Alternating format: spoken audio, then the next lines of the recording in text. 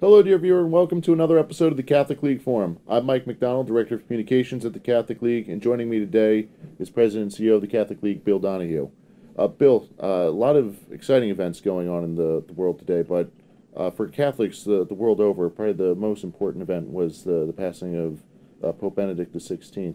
Can you tell us some of your thoughts? You have a very good column. I regard him as one of the greatest intellectuals of our time.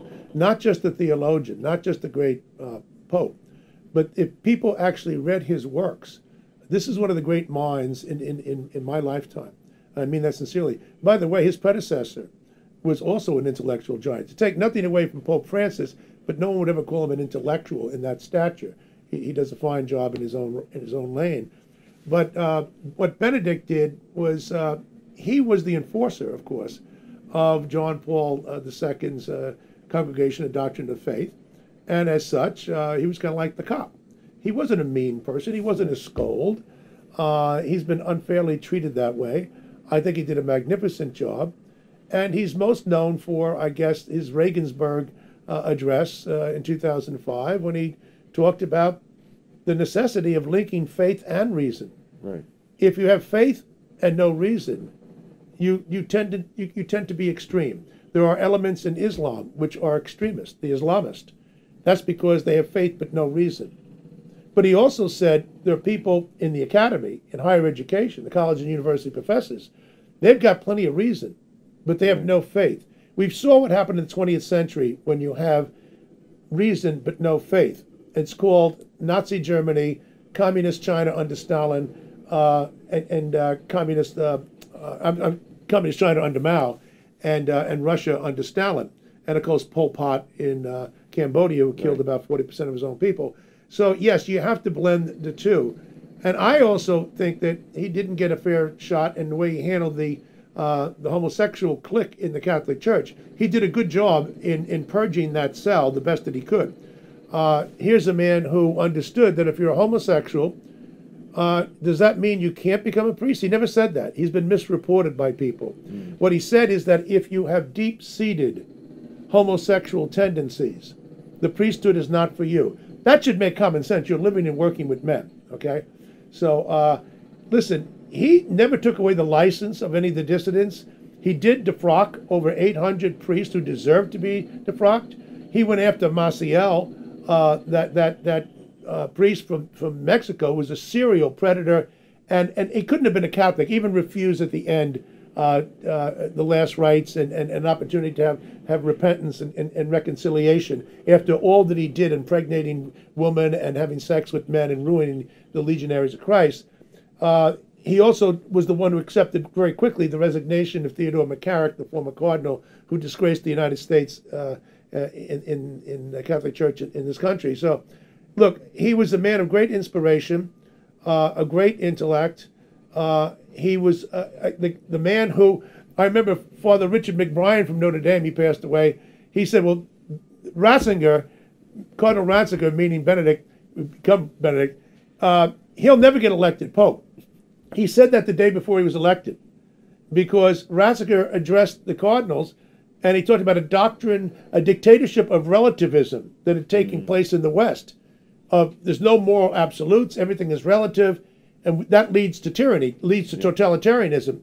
He went ripping on that, and McBrien, who was on the left, said, well, this means he's obviously not going to be the Pope. Well, obviously the left was wrong, they usually are, and the next day he was elected Pope. So he did understand the detriment of moral relativism in the Western world, and I think we missed a great one here. He's going to be very sadly missed. He appointed some of the best bishops and cardinals in the world. And Pope Benedict XVI, we're looking up at you because we know you're upstairs with the Almighty. Yes, just very powerful legacy in the church. But speaking of that, Bill, you also do have a strong legacy of defending Pope Benedict XVI. At one point, you were called by the New York Times the Rottweiler's Rottweiler. Yeah, he was called, Benedict was called the Rottweiler, meaning that he was the attack dog protecting John Paul II, St. John Paul II now. I'm a defender of Pope Benedict, have been for a long time, very proud. I was called by Bill Keller, the senior editor in the New York Times, on the op-ed page, Rottweiler's Rottweiler. So I'm the Rottweiler of him. I don't know whether Bill Keller meant that as a compliment or not. Probably half, but I'll take it. And to me, it's a great plaudit that I've received from the New York Times. Amen to that. And so, dear viewer, clearly Bill has a great legacy of defending the Pope. Done a very good job over the years of protecting the legacy of Pope Benedict XVI. So do check out our website, CatholicLeague.org, to see Bill's obituary. Very nice, very timely. Definitely recommend that. We'll have a link in the description below. Bill, shifting gears a little bit. Sure. This week, I think most people are familiar with what happened in the National Football League on Monday night.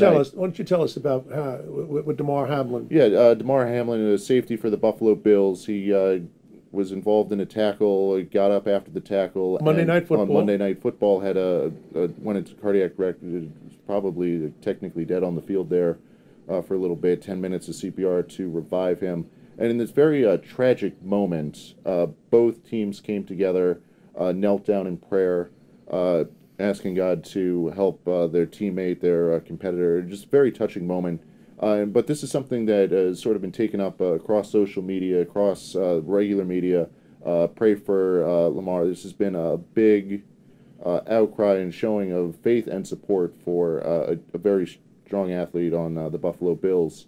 And you had a couple of comments on how this is different. This is different from business as usual with the woke NFL. Can you tell us about that? I mean, the commissioner, the multi-billionaire, I guess he is, Roger Goodell, pretty close to it. He's a man of the left, okay, and a big Black Lives Matter fan. He's a guy who wouldn't be normally expected to allow the 32 NFL teams to have, pray for Damar logos and platforms. He did. And I think that's because 70% of the players in the NFL are black, and he doesn't ever want to be called unsympathetic to black athletes because he's a big Black Lives Matter fan. Quite frankly, they had a good moment there. But, is this going to be a change? Is this a shift? Remember, we never really had too much of this, on-field huddles and prayers until around 1990. In a game between the 49ers and the Giants. I did some research on this. But in more recent years, if anything, if you tried to be religious, those symbols, you were told in messages, were nixed. So in the case of Demario Davis, a linebacker for the New Orleans Saints here a few years ago, I think it was 2019, he had a religious statement, man of God. He was told, you can't have that. They fined him $7,000. Now, it's a private organization. They're allowed to make up their own rules. I'm just asking for some consistency here. Because had that guy waited an extra year, there were people coming out with all these, end racism, which is fine, but no end abortion, social justice, and all this other stuff. Again, supporting a Marxist organization which is engaged in violence, which is under investigation for tax fraud, Black Lives Matter. All those things are true. All of them are true. They supported them. Right. So now all of a sudden you have the players leading the fight, NFL following. They didn't come from the top from Goodell. It came from below, that the players and then the top went along with it and had some prayerful moments. That's a very good sign. I would hope that this would be a sign for the future.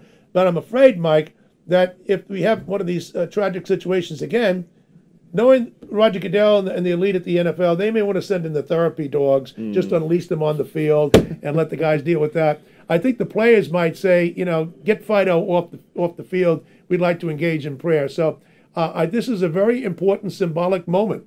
Will it be lasting? I don't know. I have my doubts, but at least and I have to say the NFL did a great job. The doctors and not just the players, but the doctors, everybody who attended to Hamlin, he's alive today because of what these doctors did. And the NFL handled this one beautifully. So I don't want to be just looked upon as a critic, as I often now am, of the politics of the NFL.